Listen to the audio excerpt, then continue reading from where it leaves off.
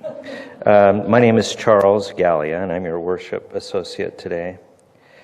There was an unplanned shift that brought me here. Joyce Titchler broke her ankle, and I kidded and I said, well, maybe a drug-induced worship sharing might be pretty good. But she didn't seem to think that was very good. So we wish her the best and to stay off her feet. And during this interchange about needing a replacement, one by one, the people stood up and said, I would, but I'm working on the auction, or I'm teaching, or I'm engaged in the church already and committed. And I was looking at these and I thought, oh boy, it's going to fall on my shoulders, I know that. And then I did an even sillier thing and I asked what the topic was. And it turns out it was joy. And I thought, of all the people to talk about joy, a recovering cynic, stoic person is not the first person you go to. And what makes matters worse, my partner, Anna, my superpower, was on a little bit of a retreat and not there to help sparkle any of the things I wanted to say or to bounce things off. And just an example of what I mean when I said this recovering stoic, cynic person. Person has, there's that saying that it's always darkest before the dawn. And my immediate reaction to that is, well, that also means that it's always dawn before it's darkest. So like a reasonable person, the first thing I decided to do is to write a poem. And that's what I did. And I'm going to share that poem with you that gives you a little bit of insight into the journey that I took and some of the thinking that went into it.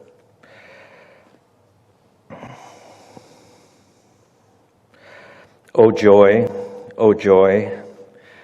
so glad I found that you are everywhere, in all I see and every sound. In each touch you do abound. Once elusive and beyond my mind, in quiet repose, now so easy to find. By being gentle to me being kind. You are always there to know, in each summit, in the alpine glow, in the quiet, vast, and untouched snow, or rock, or brook, or tree. I needed only to look for you to be by my side, adjoining me. Joy at times is a conquest won, but not by the cruel or boisterous one, but she who faces the storm, who tames the sea, whose laughter is deep as the rooted tree. So raise your voice, resound with shouts of joy profoundly found. In laughter, in scars, or tears may it be, lie the seeds of joy to bloom from ground. From stoic shores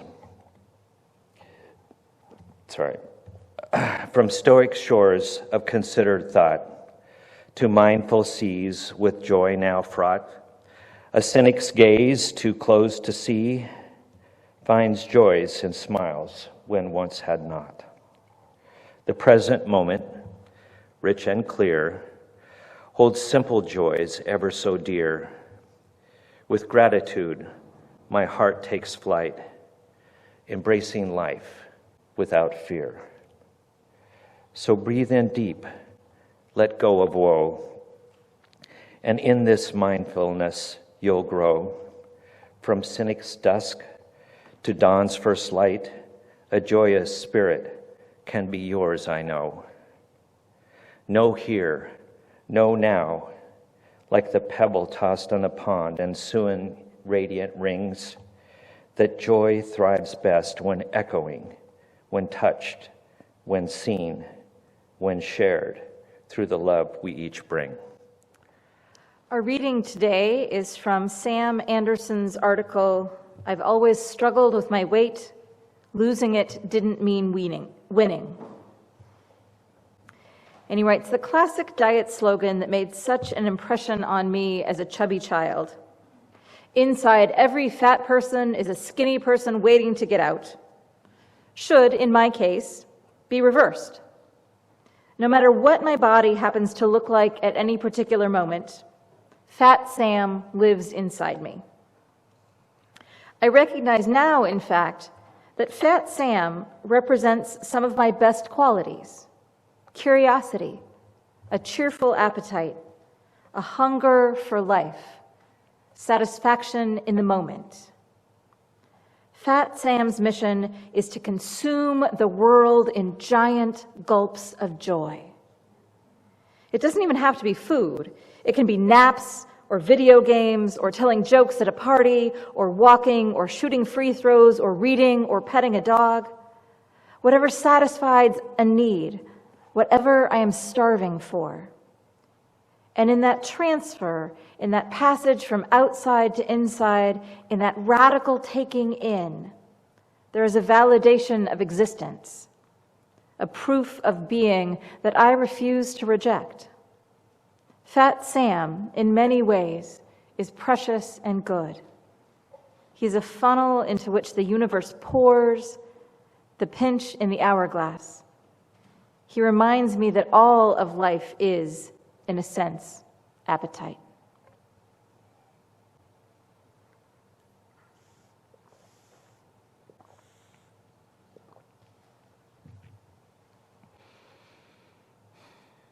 Earlier this week, on Monday, I drove down to Tillamook to take my dad to the hospital. He's struggled with his health in the last 6 months. He's been diagnosed with congestive heart failure and been put on insulin to manage his diabetes, and he's lost 30 pounds that he couldn't afford to lose in a matter of a few weeks. But the week before last, his blood pressure was really low, and he was just feeling lightheaded and not okay. So on Monday, I drove down and took him to the emergency room, where his temperature registered at 94 degrees, and his blood pressure was dangerously low.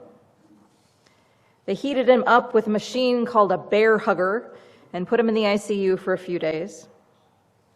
Deese came down that night, and my sister Carrie and my dad's brother Mark drove over from Bend on Tuesday morning because we were all pretty worried about him. I'll be honest, I'm still worried about him. I'm trying to convince him to move up to Portland to be closer to me, and ideally to move into independent living at a senior living residence where he can make friends and be part of a community, and someone else will cook for him every day. But even in the midst of this scary time, there has been joy. Joy because I got to see my dad and my sister and my uncle all together, which doesn't happen very often. Joy because my dad's been staying with me for a few days and we're having some good conversations. Joy because I got to go walk on the beach, which is the thing that I do for me when I am in Tillamook. Joy because I found agates and waded in the ocean and saw mussels and anemones and sea stars in the tide pools. Joy because I believe, like William Blake says, joy and woe are woven fine. Joy because I believe, like Ross Gay, that joy and pain are fundamentally tied up with one another. Joy because I believe, like Khalil Gibran says, your joy is your sorrow unmasked, and the self-same well from which your laughter rises was oftentimes filled with tears. And how else can it be? The deeper that sorrow carves into your being, he writes, the more joy you can contain. When you are joyous, look deep into your heart, and you shall find it is only that which has given you sorrow that is giving you joy. When you are sorrowful, look again in your heart, and you shall see that in truth you are weeping for that which has been your delight. Some of you say joy is greater than sorrow, and others say, nay, sorrow is the greater, but I say to you, they are inseparable. 9 years ago, on Friday, you called me to be your settled minister. That followed a lot of work by the search committee to select one candidate and then encourage the congregation to vote for that candidate so they didn't have to repeat that process. Some of the search committee sent out emails to the congregation about me and telling them why they liked me. And my favorite line was from Maggie, who wrote, "Marcia's most notable quality is her joy. It seems to be a deep-seated, fundamental part of her, the climate, not the weather." And I thought about that. I agree with it. I am blessed with a deep sense of joy, which carries me throughout both times of happiness and times of struggle. And lately, there's been a lot of struggle. But what can I say about joy? And most importantly, what can I say about joy that is deeply respectful of folks who don't live there? Of folks who struggle with depression, or who come to church today seeking comfort or meaning because something awful is happening in your world that you just can't get through by yourself. And so I want to start out by saying that joy and happiness are two different things. They're cousins, for sure. But while we sometimes think of joy as just deep happiness, the kind that bubbles out unbidden, the kind where we don't remember to be self-conscious about our laugh or our crooked teeth because it just spills out of us, I think there's also such a thing as quiet joy. Joy isn't always jumping up and down and smiling broadly. Sometimes it can be that eyes shining, wry grin sort of joy. I don't believe you have to be constitutionally wired for joy. Charles, who wrote that lovely poem about joy for the reflection today, didn't really want to be the worship associate today, describing himself as a recovering Stoic cynic. But joy is available to be found. Not because you drive a fancy car or live in a beautiful home, not because you've lost 50 pounds or traveled to Europe, and perhaps most importantly, definitely most importantly, not because you've eliminated sorrow from your life. Ross Gay's latest book, Inciting Joy, where a few of today's quotes so far have come from, is his exploration of how we can incite joy. What practices, habits, rituals, understandings lay the ground for joy in our lives? What beliefs or practices or thoughts make us more fertile ground for joy? And then, what does joy make us do or feel? What does joy incite in us? I think several things are true. I believe we all have things that bring us joy.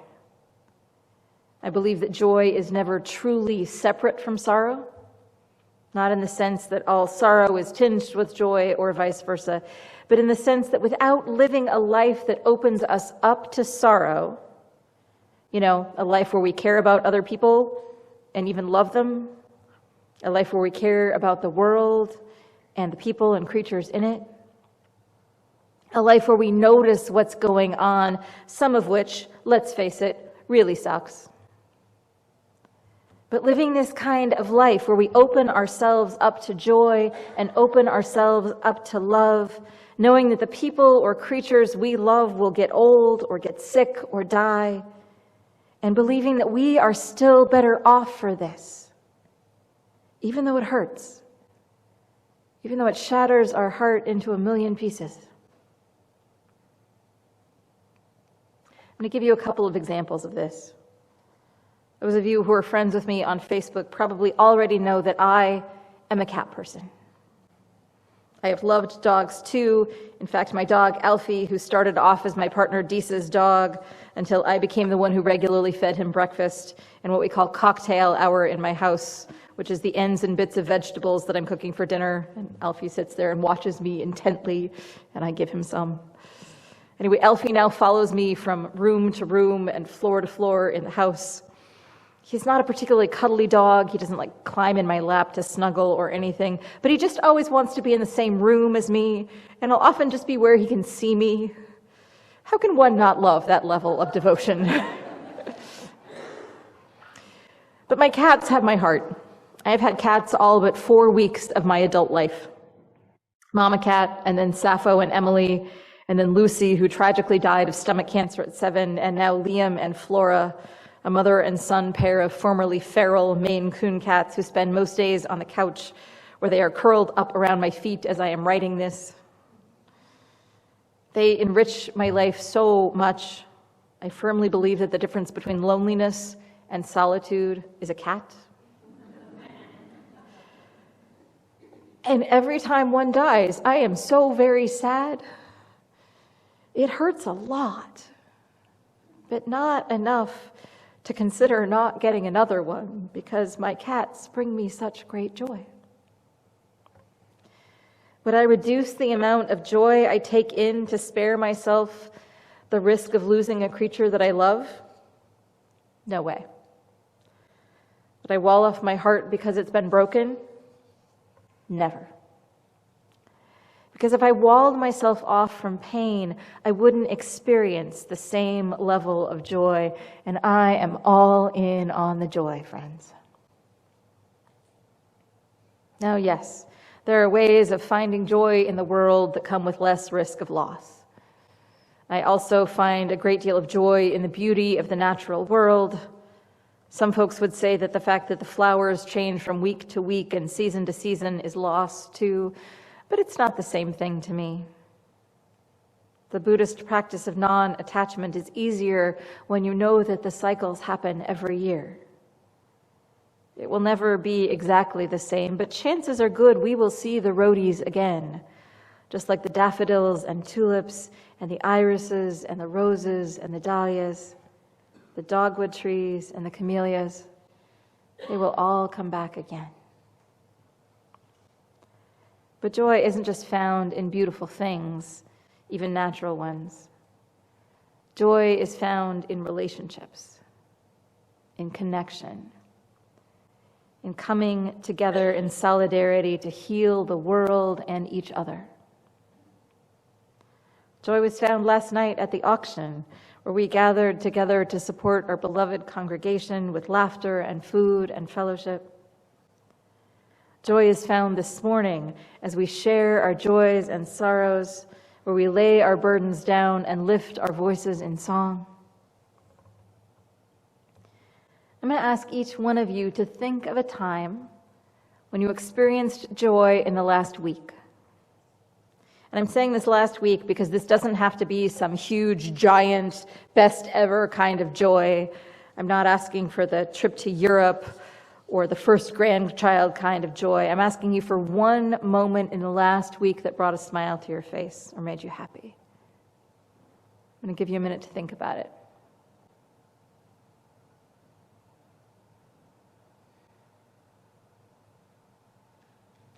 And then I'm going to ask you to turn and share it with someone near you.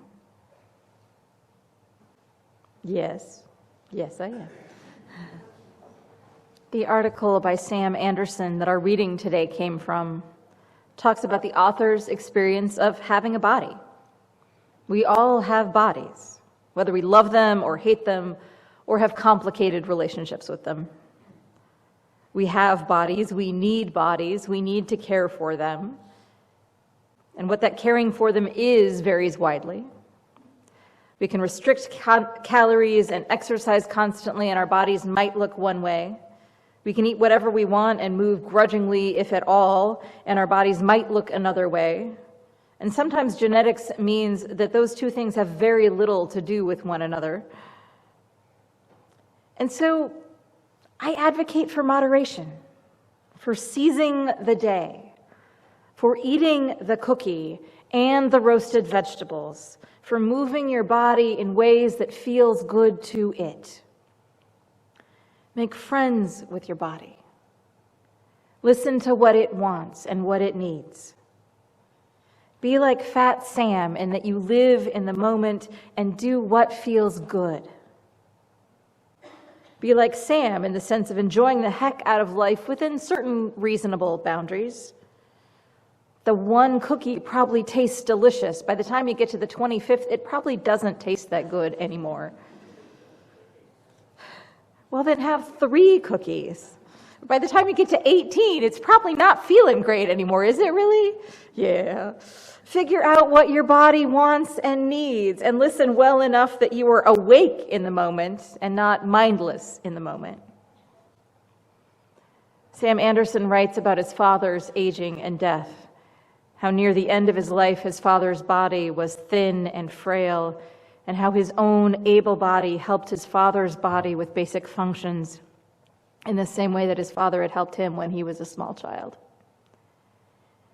He wrote, "The crisis of my father's body made me think in a new way about the basic crisis of every human body, that we will always, in the end, be disabled, lose control. In many ways, this is what our bodies are, ever-present reminders of our essential lack of control. The body subjects us to gravity and pain. It makes us eat, sleep, fall, sit. It is the only part of us that can be bitten by a dog or go tumbling down a flight of stairs. Much of diet culture is a subliminated response to this crisis, an attempt to discipline the unruliness of the body, to transcend it, to prove that we are not, in the end, merely things. Diet culture is a fear of death disguised as transformation. Diet culture is a fear of death disguised as transformation. But the transformation is a fantasy. If through some heroic act of will you manage to heave yourself into a new place, it is still you who did the heaving. It is you who stands in the new place. You will still be you. We do ourselves a disservice when we feel like we have control over everything, because we do not. We also do ourselves a disservice when we feel like we have control over nothing, because we do have some control. The trick is to know what we have control over and what we don't. We can control how we react. We can control wearing our seatbelts and eating vegetables and getting the damn colonoscopy. We can't control aging or death or the contours of our body or the heartbreak of loss. We can control how we work together in community. We can control letting ourselves be vulnerable to others, which in the long run is so much better for us than the alternative, especially if we choose well. Ross Gay writes of the question, what does joy incite? That joy is an ember for or precursor to wild and unpredictable and transgressive and unboundaried solidarity. And that solidarity might incite further joy, which might incite further solidarity, and so on and so on. He writes, my hunch is that joy emerging from our common sorrow might draw us together. It might depolarize us and de-atomize us enough that we can consider what in common we love.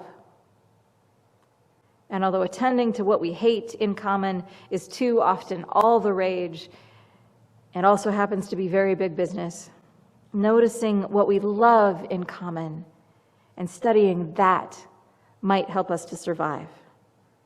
It's why I think of joy, which gets us to love, as being a practice of survival. My friends, today and every day, I invite you to sink into love, to sink into joy, to practice survival through thriving.